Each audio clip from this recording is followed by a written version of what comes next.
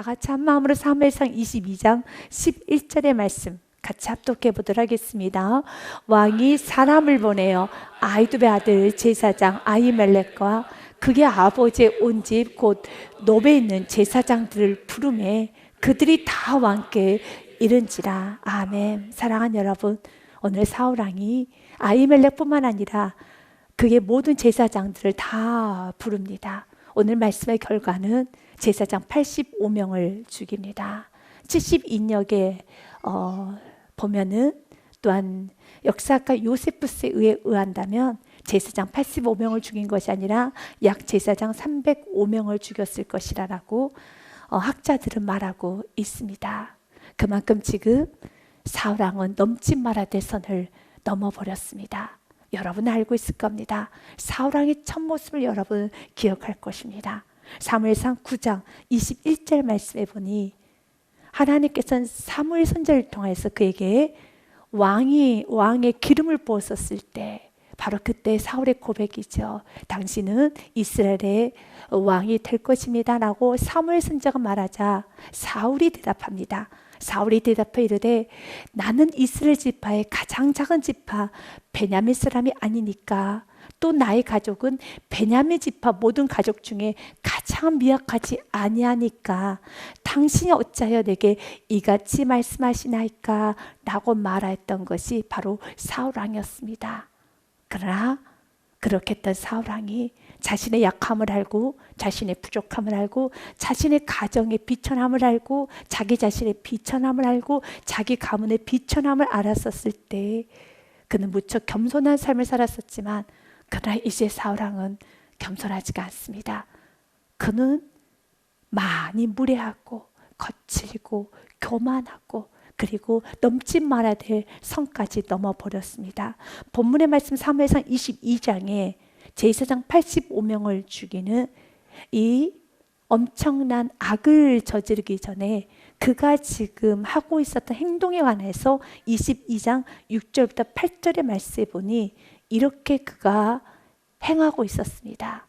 사울이 다윗과 그와 함께 있는 사람들이 나타났다 함을 들으니라.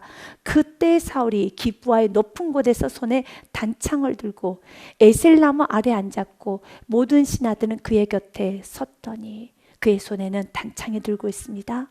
그리고 그 주위에는 신하로 둘러싸여 있었습니다. 그런데 그에게 둘러싸였던 그 신하들에게 호통을 치기 시작합니다. 7절 말씀에 보니 사울이 곁에 선 신하들에게 이르되 너희 베냐민 사람들아 들으라.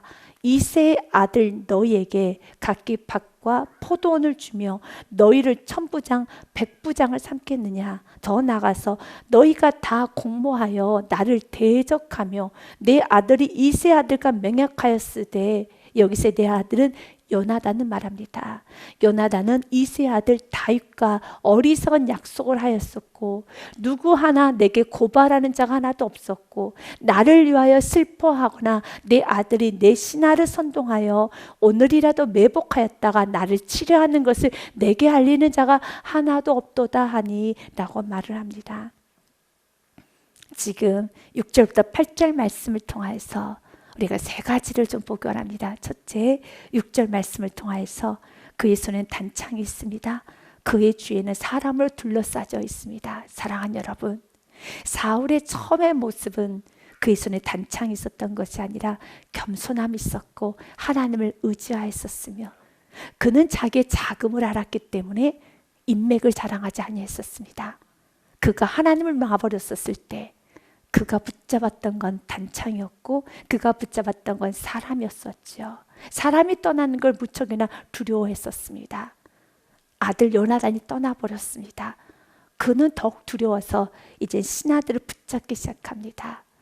여러분 안에 두려움이 생기고 내 안에 욕심이 생기고 또 내가 의지하는 것이 하나님이 아니라 내가 단창을 의지하고 있듯이 지금 내가 칼을 내가 지금 화를 내가 의지하고 있듯이 내가 물질을 사람을 여러분 내 안에 있는 자존심을 또 그 사람이 떠날까 오늘 사울처럼 내 아들 요나단이 떠나버렸기 때문에 그 요나단을 붙잡듯이 무조건 붙잡고 늘어지는 인생이 아니라 내 안에 두려움이 찾아올 때 그 두려움의 근본적 문제를 바라볼 수 있어야 되는 겁니다.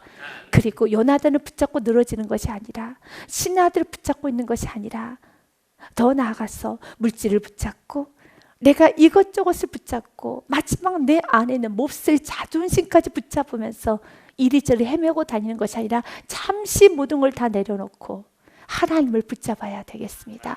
그리고 그 사람을 내가 차지하기 위해서 두 번째, 여러분, 인맥으로 또한 지연, 학연, 물질, 감정, 호소로 그 사람을 내 사람으로 만들려고 하는 어리석음을 버리시길 바라겠습니다. 우리가 첫 번째, 지금 사울 왕은 여러분 창과 사람을 붙듭니다. 그러나 시편의 말씀에 146편 말씀에 이렇게 되어 있습니다. 귀인들을 의지하지 말며 더욱 힘이 없는 인생도 의지하지 말지니. 아멘. 여러분들이 아는 겁니다. 이렇게 말씀을 통해서 지금 내가 누구를 의지하고 있고, 내가 지금 무엇에 매여 있으며, 내가 무엇 때문에 지금 노심초사하고 있고, 내가 무엇 때문에 지금 내 안에 불안이 찾아오는가, 이 부분에 있어서 여러분이 자꾸 정직하게 나가셔야 되는 겁니다. 왜냐하면 사울은 결론은 점점 더 무너져가는 겁니다. 주님, 우리가 어떤 것도 붙잡고 있기를 원하지 않습니다. 우리는 썩은 동아줄을 붙잡는 것이 아니라 튼튼한 동아줄이신 예수 그리스도를 붙잡아야 되는 것이죠. 믿음을 붙잡아야 되는 겁니다. 물론 여러분들은 이 땅에서 물질도 취하십시오. 여러분 또한 인맥도 취하십시오. 지식도 경험도, 여러분이 지금 다니는 직장, 여러분의 자리, 사업장, 여러분 모든 거 다 취하십시오. 그러나 그것에 여러분이 끌려다녀서는 안 되고, 그것에 지배당해서도 안 되고, 그것으로 인해서 노심초사하면 안 되는 겁니다. 내 마음에 불안이 찾아올 때는 잠시 내려놓고 나의 모든 여러분 영혼력이 주님을 바라볼 수 있도록 다시 한번 말씀 앞에 여러분의 마음을 굳건하게 세워야 되겠습니다. 주님을 의지하지 말라는 겁니다. 귀인을 의지하지 말며 더욱 힘이 없는 인생도 의지하지 말지니, 그게 호흡이 끊어지면 흙으로 돌아가서 그날의 그의 생각이 소멸하리라. 여러분 5절 말씀을 같이 읽습니다. 야곱의 하나님을 자기의 도움으로 삼으며 여호와 자기 하나님에게 자기의 소망을 두는 자가 복이 있도다. 아멘. 주님께 소망을 두는 겁니다. 내가 두려운 날에는 더 주님을 찾아야 되겠습니다. 시편 20편의 말씀 7절과 9절 말씀에도요, 어떤 사람은 병거, 어떤 사람은 말을 의지하나 우리는 여호와 우리 하나님의 이름을 자랑하리로다. 8절 말씀에요, 그들은 비틀거리며 엎드려지고 우리는 일어나 똑바로 서도다. 9절 말씀 같이 읽습니다. 여호와여 왕을 구원하소서. 우리가 부를 때 우리에게 응답하소서. 아멘. 이제 사울이 창과 사람을 붙잡았다면 우리는 하나님을 붙잡아야 되고 말씀을 붙잡고 세상을 향해 나가십시오. 그럴 때 여러분 마음 가운데 내가 세상을 살아가는데 돈이 필요해요. 사람도 필요합니다. 물론 필요하죠. 그러나 우리는 믿음으로 사는 겁니다. 여러분의 마음에 지금 누가 여러분의 마음을 장악하고 있고, 지금 내가 하나님의 도움을 받고 있다면 하나님과의 불순물은 없애야 되는 겁니다. 하나님과의 막힌담은 없애야 되는 겁니다. 그분을 항상 먼저 여러분들이 청결하게 하시라는 거예요. 정직하게 하시라는 겁니다. 하나님이 도와주셔야죠. 하나님 붙잡아 주셔야 되지 않겠습니까? 어리석은 사울은 두 번째, 그가 이렇게 행동하고 있습니다. 7절 말씀을 통하여서 그는 학연, 지연, 인맥, 물질, 감정적 호소, 두려움, 여러 가지 것을 사용해서 그 사람을 묶어두려고 합니다. 이건 어리석은 거예요. 사울이 곁에 선 신하들에게 이르되 너희 베냐민 사람들을 들으라. 이새의 아들, 여기서 이새의 아들은 다윗을 말합니다. 다윗이 너에게 각기 밭이나 포도원이나 너희를 천부장 백부장으로 너희에게 자리를 명예를 주겠느냐. 정신 똑바로 차려라. 줄 잘 서라 라는 말이겠죠. 지금 사울 왕이 많이 타락했습니다. 자신이 그 사람을 붙잡을 수 있다라는 어리석은 생각을 한 겁니다. 무엇으로요? 인맥으로, 지연으로, 학연으로, 물질로, 감정적 호소로, 때로는 어리석은 사람들은 나의 외모로, 나의 말로, 또한 나의 여러 가지 행위로 붙잡아 둘 수 있다고 생각합니다. 이 어리석은 생각을 끊어내야 돼요. 주님은 우리의 관계가 주 안에 힘써 지키기 원합니다. 예배소서 4장 3절과 4절 말씀, 3절의 말씀에 보니 이렇게 되어 있습니다. 같이 읽어보겠습니다. 시작. 평안에 매는 줄로 성령이 하나 되게 하신 것을 힘써 지키라. 아멘. 힘써 지키라라는 말씀 안에는 여러분들이 가지고 있는 경험, 또 예쁜 말을 하는 것, 부드럽게 말을 하는 것, 예스럽게 말을 하는 것 또한 여러분에게 누군가에게 여러분 환심을 사기 위해서 물질로 선물을 주며 맛있는 먹을 것을 맛있게 해서 먹을 것을 제공해 주고, 또한 여러분들이 무언가 여러분들 같은 공동적인 것을 찾아내면서 공통점을 찾아내는 거, 이런 모든 걸 힘써 지키는 거죠. 여러분 그 사람에게 환심을 사기 위해서 좋은 옷을, 선물을, 또한 여러분 음식을, 물질을, 그리고 공통점을 찾아내고 또 예쁘게 가꾸고 아름다운 말을 하는 거, 여러분 좋은 말을 하고 근사한 말을 하면 조금 더 예의스럽게 말하고 행동하는 거, 이 힘써 지키는 게 필요합니다. 아멘. 여러분 말을 거칠게 하면 좋아하지 않아요. 말을 무례하게 하는 건 좋아하지 않아요. 그래서 힘써 지켜야 되는 것이 있어요. 하지만 힘써 지키는 것만 있다면 그건 세상적인 방법입니다. 세상에서도 좋은 언어를 쓰세요. 상대방의 환심을 사기 위해서 상대방이 좋아하는 것을 잘 찾아서 상대방의 정보를 미리 익혀가지고 그 사람의 취미생활, 그 사람이 지금 관심 있는 걸 다 찾아서 정보를 익혀서 그리고 비즈니스 관계를 맺으세요. 이건 기본입니다.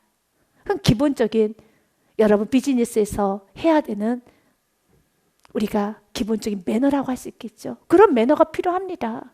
상대방 호의를 사고 상대방이 맞춰주는 것은 우리가 서로 관계를 맺는데 굉장히 좋은 비즈니스 매너라고 할 수 있겠죠.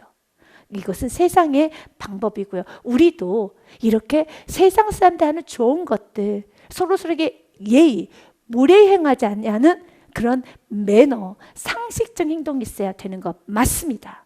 하지만 이것이 전부는 아닙니다. 먼저 전제되는 것은 무엇입니까? 주님은 오늘 우리들에게 말합니다. 평안에 매는 줄로 성령님이 하나가 되게 하신 것을 힘써 지키라. 이것이 무엇입니까? 이미 성령님께서 너와 나가 하나 되게 하셨음을 믿고 믿음으로 섬기기 원합니다. 내가 노력해서 그 사람이 나의 편이 되었다라는 그런 어리석은 생각은 하지 말고, 그렇게 될 거라는 그런 자만한 생각도 하지 말고, 그런 착각도 하지 말라는 겁니다. 내가 자녀를 키울 때 내가 자녀에게 잘해준다고, 내가 물질로 잘 공급해주고 나의 좋은 여러분 지식과 나의 어머니로서 아버지로서 가지고 있는 모든 것을 가지고 자녀를 세울 수 있고 자녀를 지킬 수 있다라는 자만은 버리시라는 겁니다.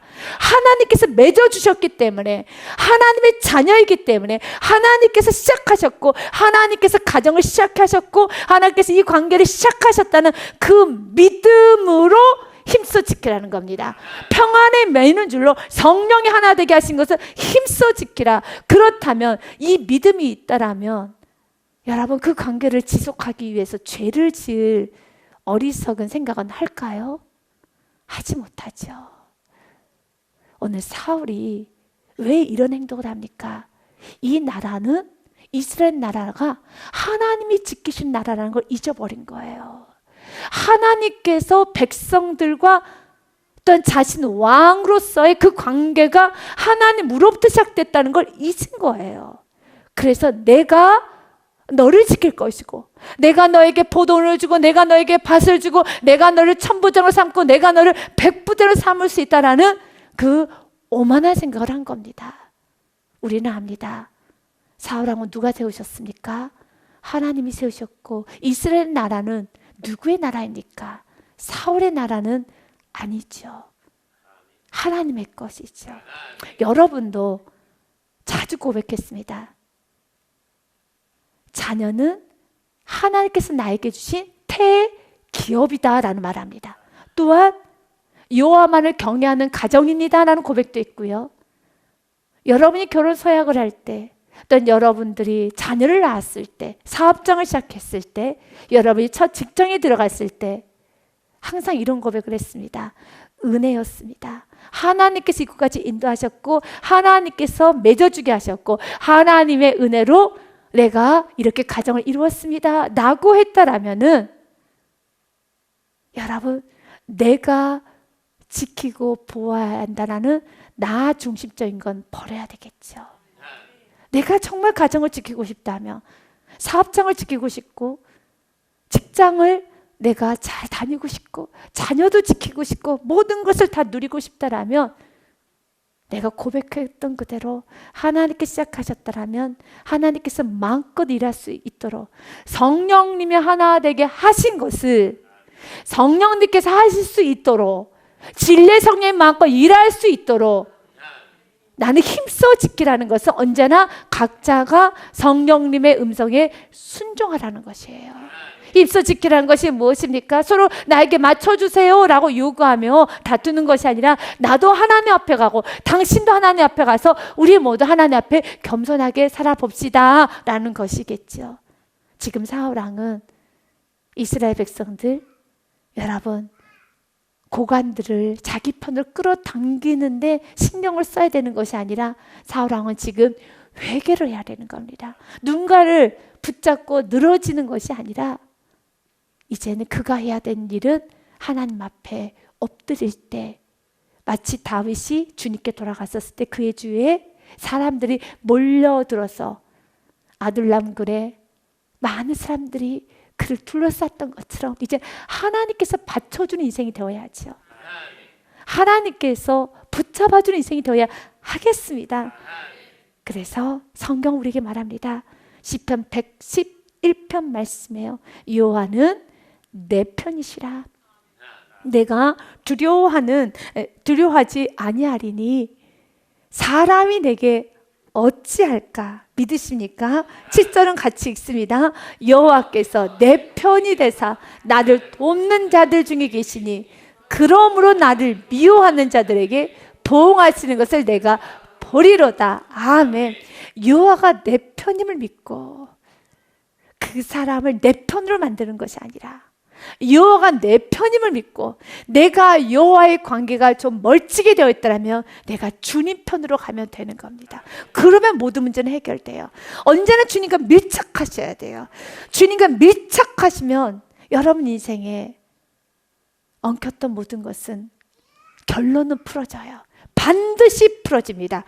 이것이 진리예요. 변하지 않는 진리입니다. 세 번째, 여러분이 8절 말씀을 보다 보면 아주 불편해지는 걸 보게 될 겁니다.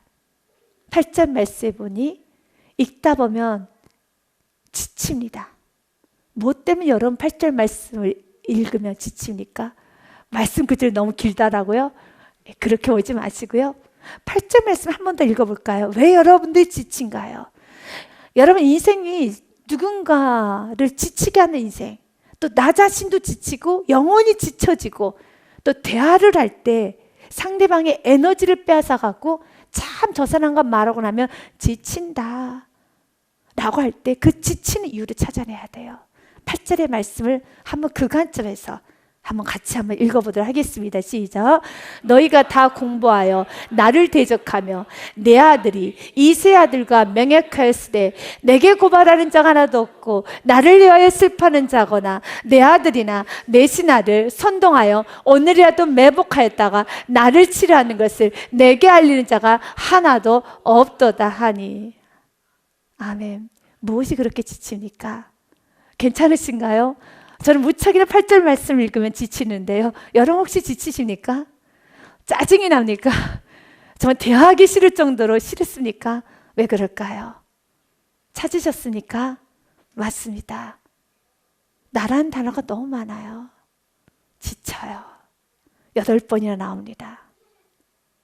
너희가 다 공모하여 나를 대적하며 내 아들이 이 세 아들과 맹약하였을 때 내게 고발하는 자가 하나도 없고 나를 위하여 슬퍼하는 자거나 내 아들이나 내 신하를 선동하여 오늘이라도 매복하였다가 나를 치라는 것을 내게 알리는 자가 하나도 없도다 하니.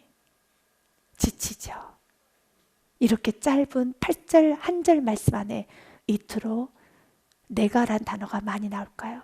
누구 하나 나를 도와주는 자, 나를 위로하는 자, 나를 보호하는 자, 나를 돕는 자가 없다, 없다, 없다라고 합니다. 또 내 신하, 내 아들, 내 거. 이미 사울은 무너질 대로 무너져 있습니다. 그래서 항상 여러분도 여러분 자신을 봐야 됩니다. 지금 내가 하고 있는 언어 중에 끊임없이 나의 감정, 나만, 나로 모든 것을 중심으로 보고 있다며, 언어에서 주의가 보이지 않고 있다라며, 주의가 보고 있지 않다라며, 지금 여러분 이스라엘의 나라가 많이 흔들려 가고 있습니다. 아들 요나단이 슬퍼하고 있습니다. 그러나 사울은 아들도 자녀도 보이지 않습니다. 신하들도 보이지 않습니다. 그리고 백성들도 보이지 않습니다. 오직 누구만?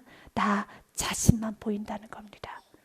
이렇게 살면 영혼이 무너질 뿐만 아니라 이렇게 말을 하면 상대방을 지치게 하는 겁니다. 그래서 주님께서는 우리들에게 말합니다. 나를 버리고 주를 위해서 살라고요. 여러분 8절의 말씀에 나를 빼버리면 참 은혜스럽게 되는 겁니다. 참 은혜스럽게 되는 겁니다. 그래서 지금 사울은 나밖에 없습니다. 온통 지금 다 피해자가 되어 있습니다. 내가 너무 피해자라는 겁니다. 누구 하나 나를 돕지 않는 피해라는 피해의식, 여러분 피해의식의 올무에 제대로 걸렸어요. 우리는 감사의 동아줄에 제대로 걸려야 되는 겁니다. 걸릴 것이 없어서, 덫이 없어서 피해의식의 덫에 꽉 물려버렸어요. 헤어나오지를 못해요. 피해의식에 여러분 그 거머리에 여러분 붙잡혀버린 겁니다. 사울은 지금 철저히 피해의식에 사로잡혀 있어요. 그 누구도 돕지 않았다는 겁니다. 그 누구도 슬퍼하는 자가, 자신을 슬퍼하는 자가 없다라는 겁니다. 여러분 잘 알 겁니다. 요나단이 얼마나 아버지를 위해서 슬퍼하였는데요. 다윗이 얼마나 왕을 위해서 슬퍼하였고 왕의 정신이 다시 돌아오기를 바라는 마음에 그가 하프를 치면서 뮤직테라피, 여러분 음악 치료라는 것도 하였다는 걸 우리 성경에 보지 않았습니까? 또한 그를 걱정했던 많은 신하들도 많아요. 그러나 보이지가 않습니다. 그리고 오늘 그가 아히멜렉과 제사장들 다 부릅니다. 그리고 나서 아히멜렉에게 이렇게 말합니다. 12절 말씀에 보니 사울이 이르되 너 아히두베 아들아 들으라. 대답하되 내 주여 내가 여기 있나이다. 사울이 그에게 이르되 내가 어찌하여 이세 아들과 공모하여 나를 대적하여 그에게 떡과 칼을 주고 그를 위하여 하나님께 물어서 그에게 오늘이라도 매복했다 나를 치게 하려 하였느냐 하니라고 하면서 추궁하기 시작합니다. 그런데 그가 추궁하는 내용이 그에게 하나님에 대한 믿음이 있는가라고 의심이 들 정도로 선 넘는 발언을 하기 시작합니다. 그 선 넘는 발언이 무엇입니까? 아히멜렉아 너는 어찌하여 나를 대적하여 그에게 떡과 칼을 주고 그를 위하여 하나님께 물어서, 왜 하나님께 기도했냐는 겁니다. 왜 하나님께 물었냐는 겁니다. 여러분 하나님께 물어서 하나님께서 말씀하실 수 있도록 하셔야죠. 이젠 제사장에게 이런 말 하는 겁니다. 하나님께 묻지 말라는 말이죠. 왜 하나님께 물었냐는 거죠. 제사장의 하나님을 향한 기도하는 것조차 컨트롤하는 거죠. 마치 우리가 하나님 믿지 않는 우상을 숭배하는 나라에서는 예배 드릴 자유를 박탈하죠. 기도 못하게 하죠. 성경 읽지 못하게 하죠. 제사장에게 못하지 말라는 겁니까? 하나님께 왜 물었냐는 거죠. 묻지 말라는 거죠. 여러분, 제사장이 하나님께 묻는 것이 당연한 겁니다. 누군가 하나님께 물었었을 때 마음껏 물을 수 있어야 되는데 그가 무엇입니까? 결론은 하나님께 나아가는 것조차 그는 철저하게 자기가 왕이기 때문에 하나님께 나가지 말라는 거죠.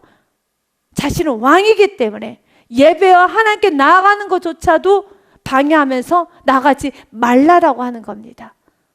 여러분, 사랑하는 여러분, 주님 오늘 우리들에게 말을 합니다. 혹시 우리 안에도 이 사울과 같은 이 어둠의 요소가 있어서 지금 내가 가정에서 내가 사울 왕처럼 내가 군림을 하며 자녀가 하나님께 나아가는데, 또한 나의 부모님이 하나님께 나아가는데, 남편이, 아내가, 또한 나의 이웃이 하나님께 나아가는데 내가 지금 차단하면서 나가지 말라라고 내가 지금 막고 있지는 않은가 돌아봐야 되는 겁니다. 우리는 그 누군가 하나님께 나아가는데 신앙을 방해해서는 안 되고 오히려 나아갈 수 있도록 통로가 되어야 하겠습니다. 그리고 14절 말씀에 아히멜렉의 왕에게 대답합니다.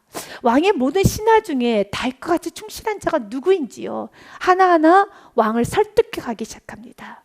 그는 왕의 사위도 되고 왕의 호위대장도 되시고 왕실에서 존귀한 자가 아니니까, 그리고 내가 그를 위하여 하나님께 물은 것이 오늘이 처음이니까, 항상 묻지 않았으니까, 그리고 나의 이 사명이 무엇입니까? 하나님께 물어야 되는 것이죠. 저는 제사장입니다. 하나님께 물어야지요. 라는 이 뉘앙스도 포함이 되어 있습니다. 그러면서 원하건대 왕은 종과 종의 아비의 온 집에 아무것도 돌리지 마옵소서. 왕의 종은 이 모든 크고 작은 일에 관하여 아는 것이 없나이다. 실제적으로 아히멜렉은 아는 것이 없어요.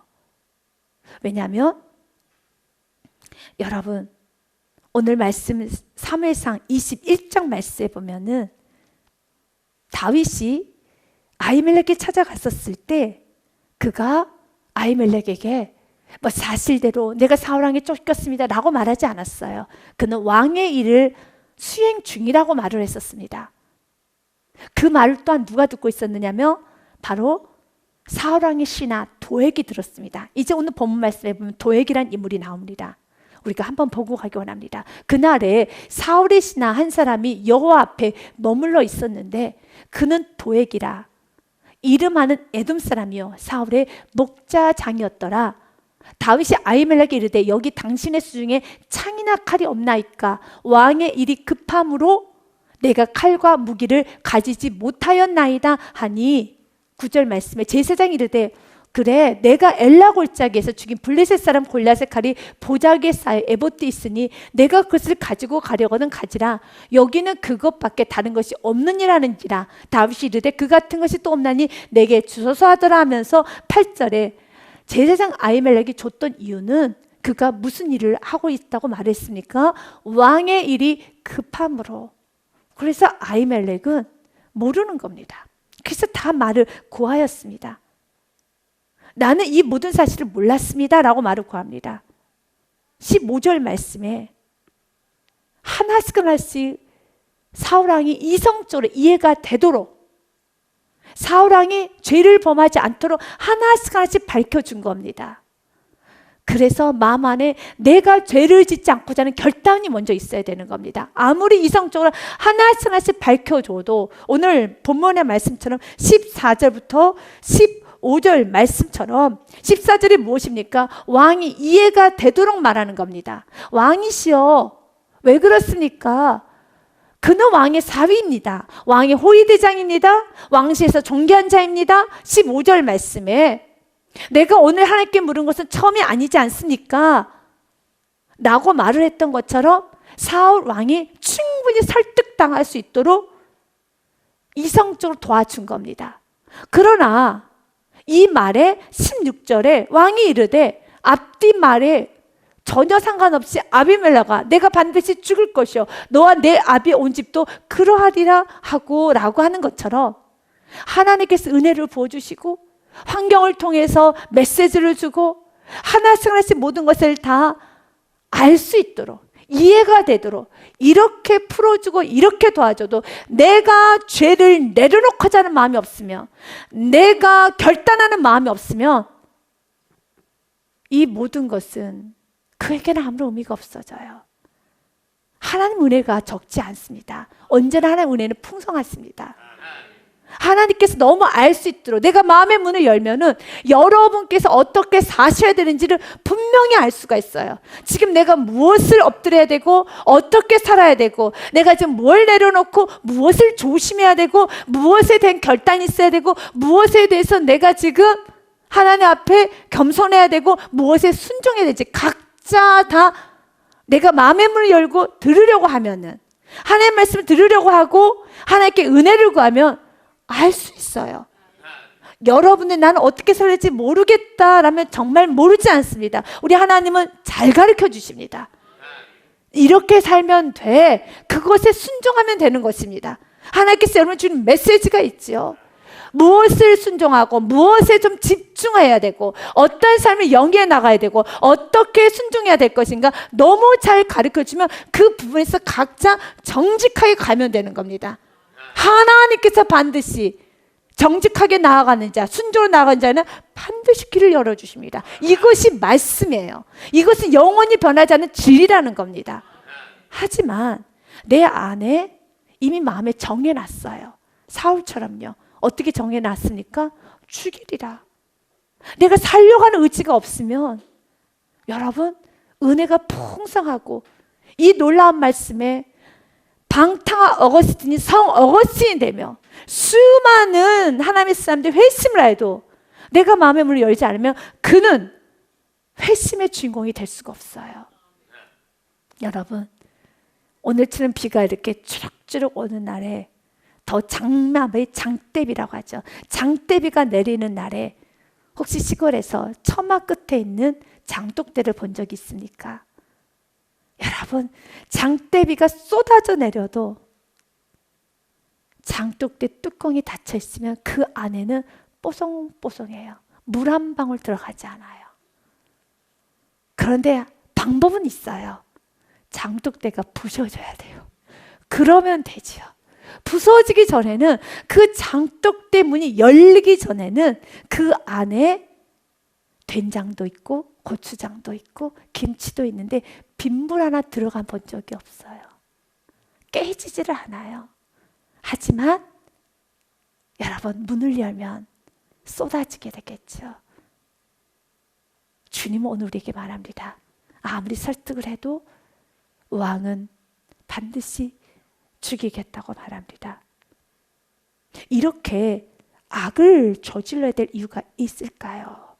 이것이 우심이죠. 사단은 결코 죄를, 나의 죄, 사울의 죄 하나로 단순히 끝내는 법은 없어요. 이걸 기억하셔야 돼요. 왜냐하면 17절 말씀에 보면 왕이 좌우의 호위병에 이르되 돌아가서 여호와의 제사장들을 죽이라. 그들도 다윗과 합력하여 또 그들이 다윗이 도망한 것을 알고도 내게 알리지 아니하였음이니라. 하나, 여러분 기억하셔야 돼요. 왕의 신하들이 손을 들어 여호와의 제사장들 죽이기를 싫어한지라. 이것 또한도 메시지죠. 그만큼 지금도 제사장을, 여러분 지금도 교회를 무너뜨린 것은 무척이나 쉽지 않은 일이지만 그 당시에 제사장을 죽이는 것은 있을 수가 없는 일이죠. 그래서 죽이기를 싫어한지라.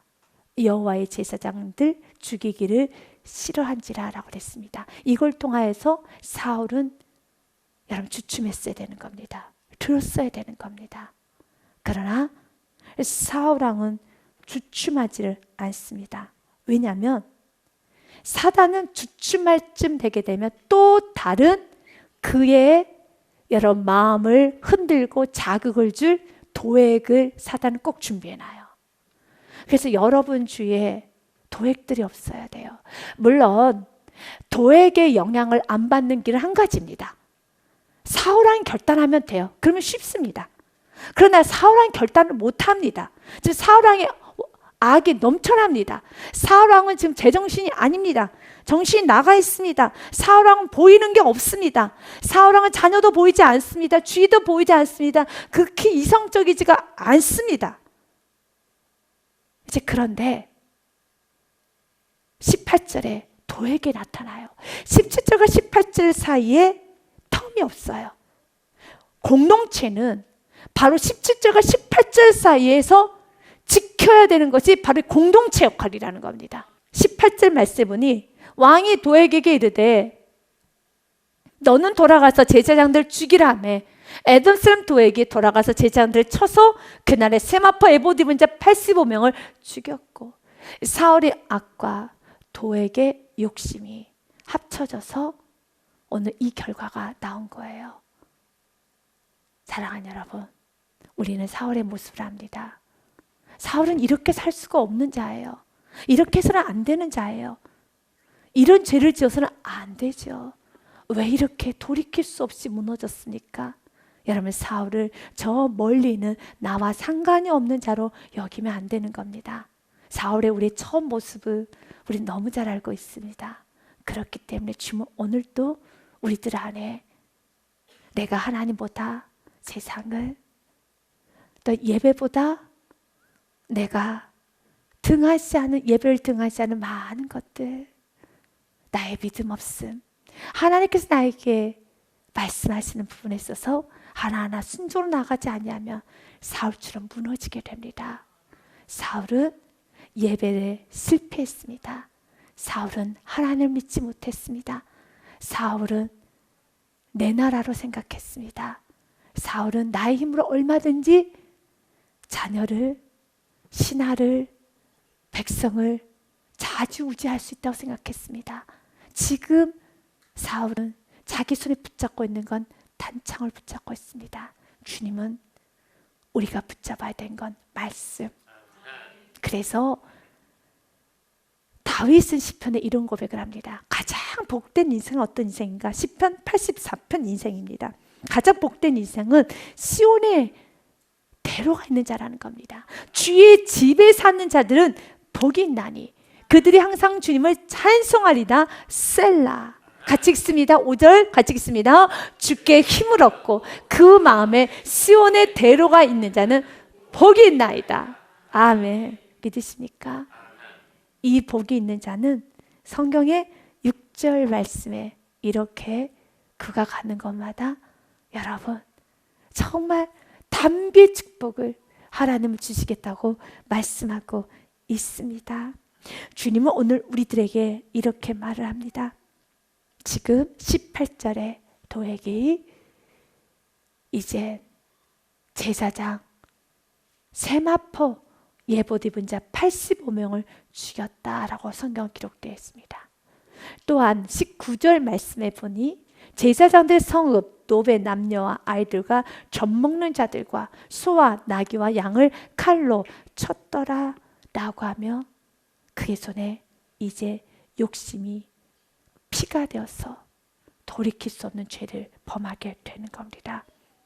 우리는 이제 사울왕처럼 살아서는 안 되고 수많은 도액들을 이제는 끊어내야 되는 것이고 이런 잔인한 도액들, 내 악을 부추기고 내 욕심을 부추기는 도액들 다 끊어내야 되는 겁니다. 그러나 더 정확히 말한다면 아무리 도액이 많아도 내가 이미 결단해버리면 도액은 나에게 영향을 끼치지 못하겠죠.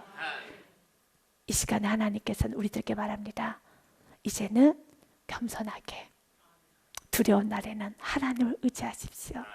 하나님 관계를 회복하시기를 바라겠습니다. 에레미야 3장 13절 말씀에 보니 너는 오직 너의 죄를 내 죄를 자복하라. 이는 내 하나님 여호와를 배반하고 내 길로 달려 이방인들에게로 나아가 모든 푸른 나무 아래에 가서 내 목소리를 듣지 아니하였습니다. 여호와의 말씀이니라. 주님은 우리에게 자복하라는 겁니다. 내가 세상을 의지했던 것과 하나님의 목소리 말씀을 듣지 아니한 부분에서 자복하라는 것이죠. 또한 에레미야 26장 12절과 13절 말씀에도요. 에레미야가 모든 고관과 백성에게 말하 이르되 여호와께서 나를 보내사 너희가 들은 바 모든 말로 이 성전과 이 성을 향하여 예언하게 하셨느냐. 어떤 예언을 했는가? 예레미야 기자는 눈물로 호소했습니다. 이 성이 무너질 것이다. 이 성은 반드시 무너진다 했을 때 그들은 예레미야를 결국은 여러분 감옥에 가뒀어요. 구덩이에 던져버렸습니다. 왜냐하면 듣기 싫다라는 것입니다. 우리가 왜 죽냐는 겁니다. 우리가 왜 무너지냐는 겁니다. 그러나 죄를 지으면 무너진다는 겁니다. 그 말이 듣기 싫어서 에레미야를 입을 다물게 하고 에레미야의 뺨을 치는 것이 아니라 우리가 뜻을 돌이켜야 되겠죠.